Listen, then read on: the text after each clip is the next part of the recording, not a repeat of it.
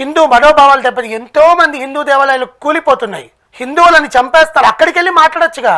ఎందుకు ఇక్కడ ఎందుకు సుధీర్ మీద రవి మీద పడ్డం? మీరు ప్రపంచంలో ఇంకేం వింతలు జరగట్లేదా? ఇంకేం ఘోరాలు జరగట్లేదా హిందువులకి? అంటే మేబీ శృతి మించుతుంది కాబట్టి ఆదిలోనే ఆపేద్దాం అనుకుంటున్నారేమో. ఎక్కడ మించింది అనేది నా question. They just did a skit. వాళ్ళు ఏమైనా హిందువుల గురించి తప్పుగా మాట్లాడారా? దేవుళ్ళ గురించి తప్పుగా మాట్లాడారా? సాంప్రదాయాన్ని తప్పుగా ఏం చూపించలేదు. సాంప్రదాయాన్ని ముందు నువ్వు పాటించు, తర్వాత వేరే వాళ్ళకి నేర్పించు.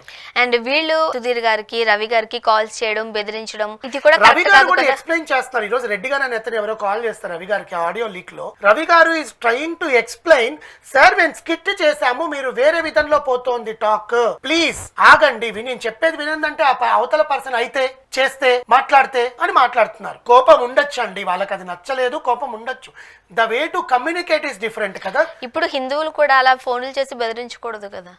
మొత్తం ఛానల్ రావాలంట, స్కిట్ లో ఉండే వాళ్ళందరూ వచ్చి సారీ చెప్పాలంట, రంభ గారు చెప్పాలంట, సుధీర్ చెప్పాలంట, రవి గారు చెప్పాలంట, మొత్తం ఛానల్ వచ్చి వీళ్ళ కాళ్ళ మీద పడాలి. ఏం మాట్లాడుతున్నారు అయ్యా? మీది పైత్యమా వాళ్ళది పైత్యమా నాకైతే అర్థం కావట్లా. నన్ను తిట్టుకునే ప్రాబ్లం లేదు, కానీ నేను నిజమే చెప్తున్నానండి. వాళ్ళు స్కిట్ చేశారు, స్కిట్ లా చూడండి, దేవుని లాగే చూడండి.